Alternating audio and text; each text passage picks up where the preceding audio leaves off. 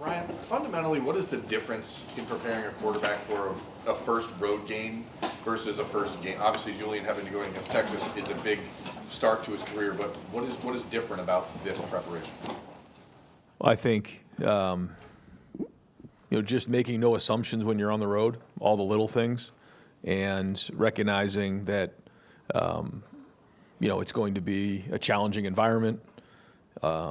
It's just almost like going back to the beginning, going back to basics, because anytime you go on the road, just everything's a little bit more difficult. The communication's more difficult, all of those things. So it's not anything new, but at the same time, we have to, amidst the environment and the noise and the chaos, have poise and composure. And, we can't let the environment dictate how we play. Seems like every offseason a big talking point is returning production, where teams rank returning production. If you kind of look at the top 10 and the AP poll and stuff right now, a lot of those teams were low in returning production, you guys included. Just how important does the ability, I guess, to move on with newness, I guess, or ability to adapt with newness, mean to being able to have a program that's consistently performing toward the top? Yeah, first off, it starts with recruiting and making sure that we're prepared for the future, so that when there is turnover, which there's going to be turnover, and we have great players here who develop, that once they move on, we have to have the next guy up ready to go, and that that's the challenge for everybody in the building, to make sure each year we have that. But then it's also the job of the players to be able to step into those environments early on and be able to execute at a high level, and so that's what we need this week. We know this is going to be a great challenge being on the road, a very good team. And for these guys, this group, it'll be our first time on a road, and so this is the next challenge for us as a group. And so to your point, like whatever we've done the first 3 games means absolutely nothing going into this game. We got to go on the road and get this win, and it starts with taking care of the football. It starts with tackling, it starts with blocking, and then it goes from there. But as coaches, it's our job to make sure we're putting them in this situation to be successful, and that's important to make sure they're playing fast. Ryan, you were pretty complimentary of Taiwan last week. What have you seen from Edric so far? What would you guys like to see? And is there any part of that injury at the start of camp that took him longer to get rolling the way you guys wanted? Well, we're looking for consistency in everybody. It's everybody's job each day in the Woody to build trust, and every day is an opportunity to build trust. And we need consistency, and I think that's where you first look. We talked about this before. A guy can flash, which means he has the ability to do it. The question is, can he consistently do it? And that's part of maturing as a player. And it's the coach's job to make sure that we're communicating what needs to get done and the expectations. But we are looking for depth at every position, and we need as many guys that can play as possible. So he's just like everybody else on the team, searching for ways to be consistent in everything that they do. But the ability is obviously there. Go to the left, Whitney Harding. Ryan, you guys are facing a big-time dual-threat quarterback this week. Jamon Williams coming out Big Ten Offensive Player of the Week. What makes him so special?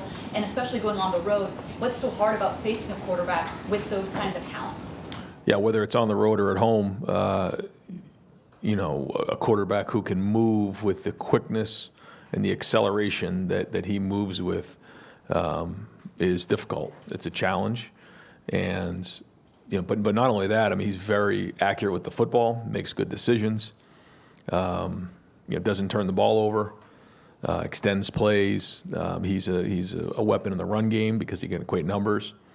He's been very accurate. So it's a great challenge for our defense. I think he's an excellent quarterback, and our defense is going to have to work hard this week to prepare. Yeah, I think one of the cool things about those new teams, Ryan, is you see some new venues in the Big Ten. I mean, what have you heard about Washington? If you Google top venues, it's in the top 10 of pretty much everyone's list. Right. Expecting a great environment. And I think that's what's great about being in the Big Ten. You see now so many different styles of stadiums, different fan bases. And while I've never played at Washington, I've heard great things about it, the university, where it's located, but then, their fan base, the stadium itself, and how loud it gets. So we're expecting a great environment, and that's what's a great part about being on the road. You get to go into these environments and get a feel for what it's like, but that's why you decide to come to play in the Big Ten, is to play in stadiums and environments like this. Two great teams getting after it. But traveling to the West Coast, that's a new experience for all of us, and I think it's great. It's great for us nationally in recruiting, and obviously a great opponent. Third row on the aisle, Dylan Davis. Right after the game, the OU game, you talked about kind of trying to find that rhythm for 3 running backs. Is it possible that, like, maybe in a position where rhythm's an important thing, that maybe there are too many pokers in the fire trying to play 3 running backs and get 3 running back carries, or is? No, it's a good question. How do you get everybody into a rhythm of the game? Each player is different. You kind of saw last year how we did it. Some guys got hot that game, we played them, but it's a long season, so we're sort of looking at it that way, that we need all the running backs throughout the season, and however that shakes out, we'll see each week. We'll look at the game plan, we'll look at where we are, we'll look at the health of everybody, and then figure out who deserves carries. There's no question that Bo did flash last game, and so we're going to keep building on that as we move forward. To the right, Dr. Barrett. Coach, obviously the first road trip of the year, young kids and everything. How does the routine change? And it's going to be an earlier game out there, at least out there for them. Yeah. So we'll leave Thursday of this week. We're going to keep everything else the same.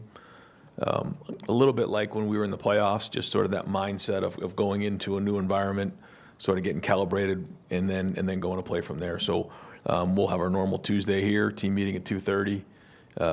Have our Tuesdays, have our Wednesday, practice Thursday a little bit earlier, get on the plane, head out there, land, go to the hotel, have our snack, go to bed, wake up, and then do our best Fridays there. So that'll be it. And we think that that's the best way to go. We spent a lot of time talking about it, Coach Mick, myself, some of the other coaches, to figure out what gives us the best chance. And so to play at our maximum level. But the good news is a bunch of our guys, in the playoffs, we went out to L.A., we went out to Dallas, we went to Atlanta. And although we don't have as much time, it's similar that way, so we'll keep that same mindset. Second row middle, Bill Landis.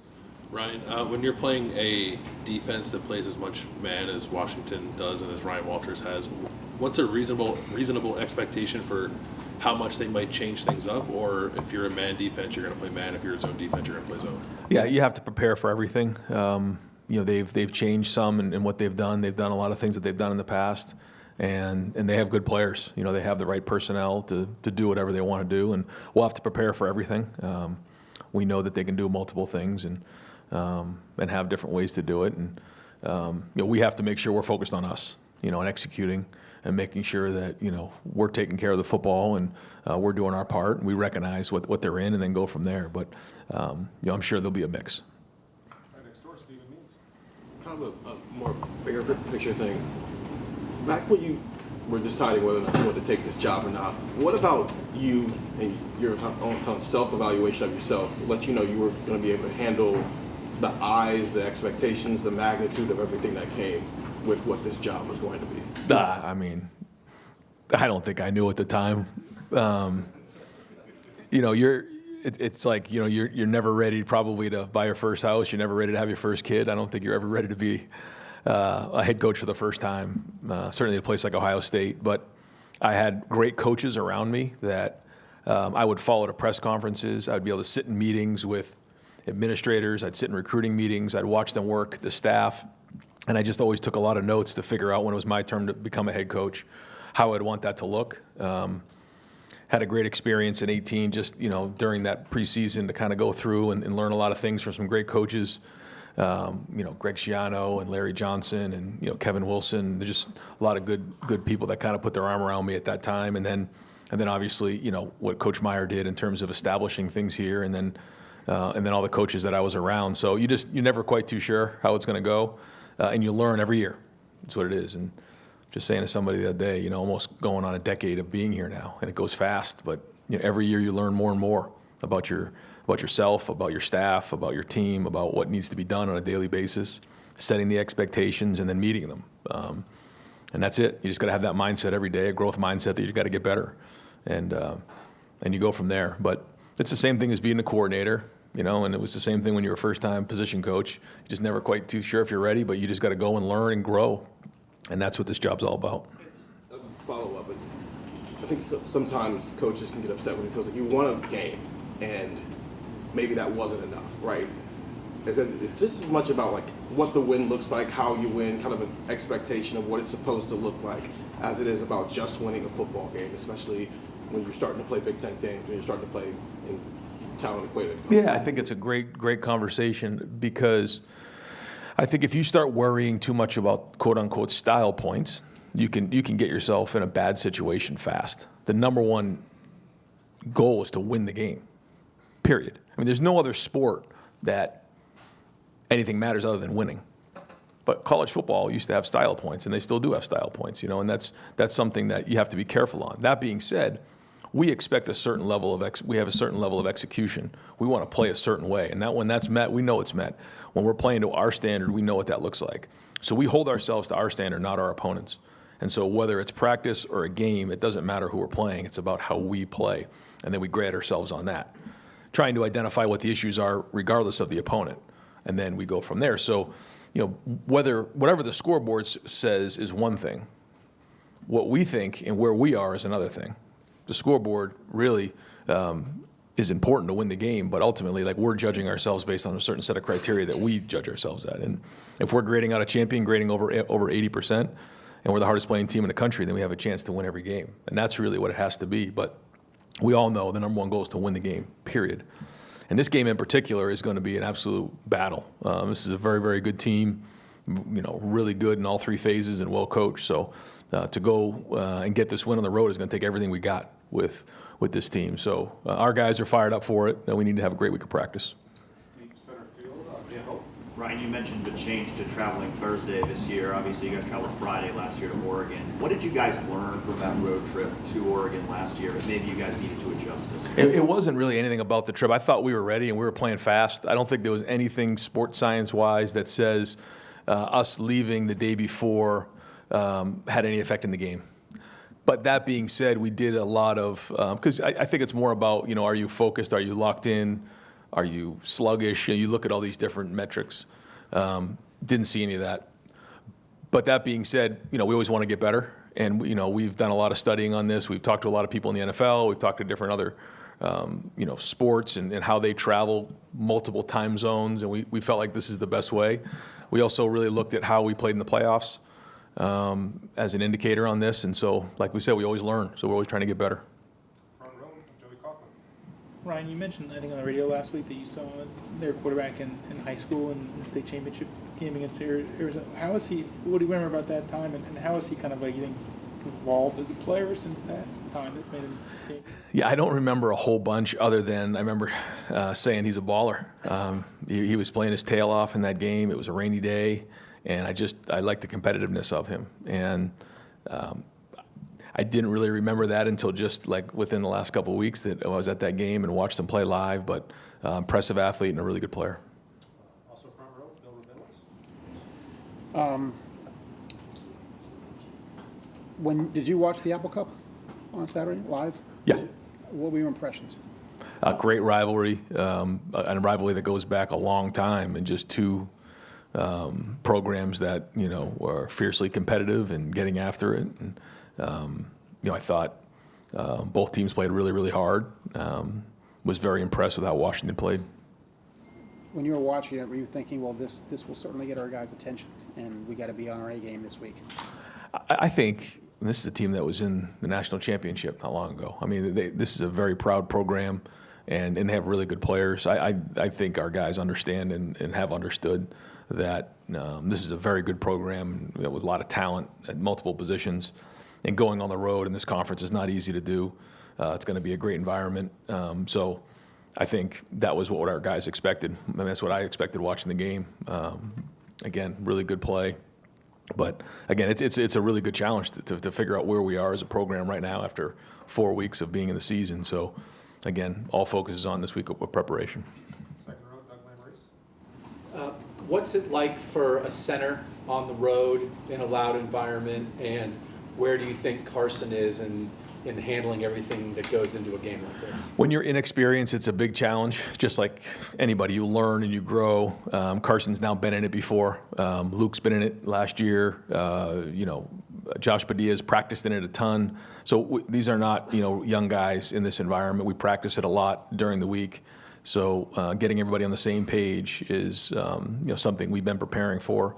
So we have to use it, as a weapon. It can't be something that hinders us in any way. And I think it's easy when you're on a silent cadence to use whether you're using the clap or using some sort of indicator to start playing, passive. That's not going to be the case here. We have to play very aggressive in this game. And at the end of the day, we still know what the cadence is. The defense doesn't. So it's just a matter of how you work it, your experience doing it, and your comfort level.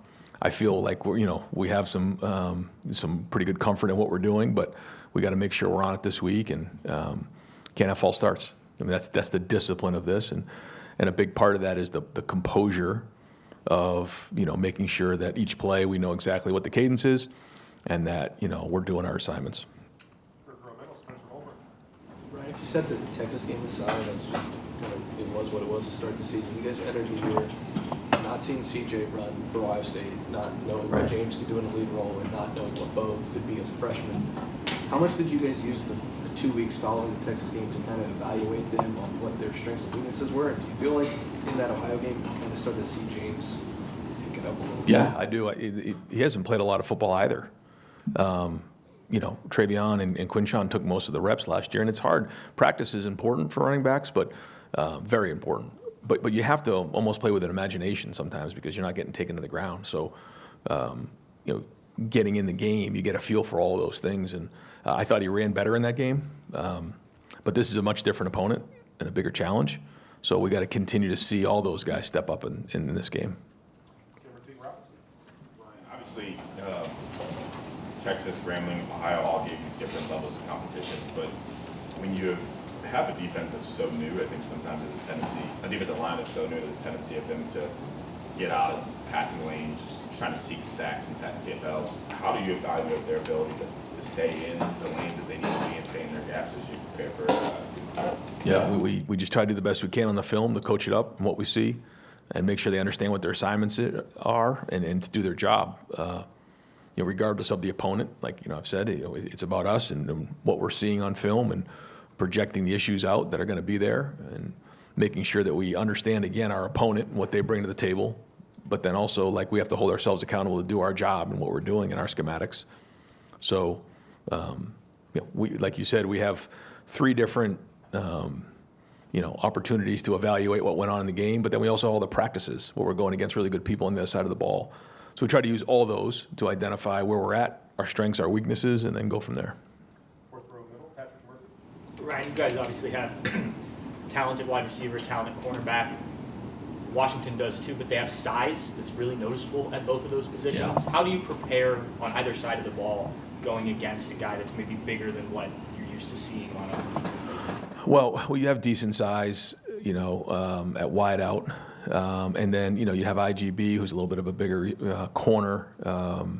And so, you just try to do the best you can to, simulate that during the preseason, because when you're going to go against different styles of player and understand what you're up against, ultimately it shouldn't really affect how you're playing your game, but it's good to know your opponent. It's good to understand how these guys operate. And they have a lot of length on the back end. Both corners are really, really long and leggy and can get their hands on you and cover you really well.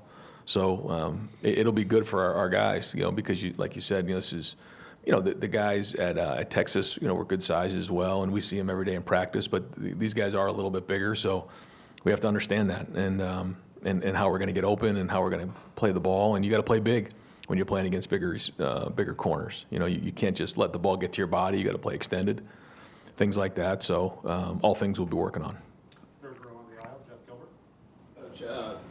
Their defensive line, the challenge that is for your guys up front, in addition to the noise issue that we talked about, a couple big tackles in the middle. What's that look like for your guys up front, and does that affect running game at all? Oh yeah, it certainly does. And they do a great job of getting everybody in one-on-one situations. Coach Walters has always done a great job of that, and so it'll be a really good challenge for everybody on the field. Everybody has to win their one-on-ones the way that the style of defense is played, and so and he knows exactly what he's trying to get done each play.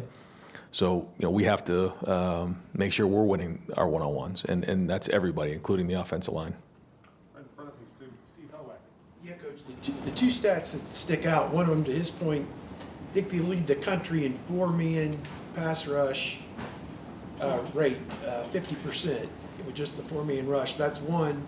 And on the other side of the ball, they've scored on 21 straight possessions, going back 2.5 games. Just what can you do, one, to slow down the pass rush and then slow down their offense a little bit and make them punt or something? Something, yeah. The punt reel was real fast this week. There was 2 punts. They were both pooch. So moving right along.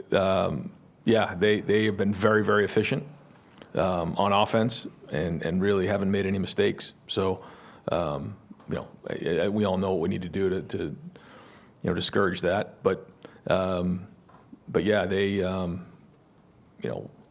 whether it's, on first down, staying on schedule, creating explosive plays, executing in the red zone, all of those things they've done a great job of. And quarterback makes quick decisions. Running back gets downhill, and he's built low to the ground and very, very powerful. And then Boston is a real weapon on the outside. So you combine all of those things, very, very, very, very talented. In terms of their rush, yeah, they come hard. They have some talented pass rushers, so who are always trying to get on an edge, and so we got to do our part on that and making sure that we're giving the quarterback time. We'll wrap it up here in the front with Tim May. Well, thank you very much, Mike. Ryan, you just touched on it a minute ago, but how far do you go back looking at Walters' defenses, maybe at Purdue and stuff, getting ready for a game like this, or do you have enough tape available from the first several games with these guys? Yeah, they're a little bit different than they were in the past. They got some different players in there and playing more 4 down. So we have the 3 games we're kind of looking at. We'll always look at what happened in the past, but I think maybe even last year, he was a little bit more on the offensive side. So we'll look at everything, but we want to make sure we're focused on what's here and now.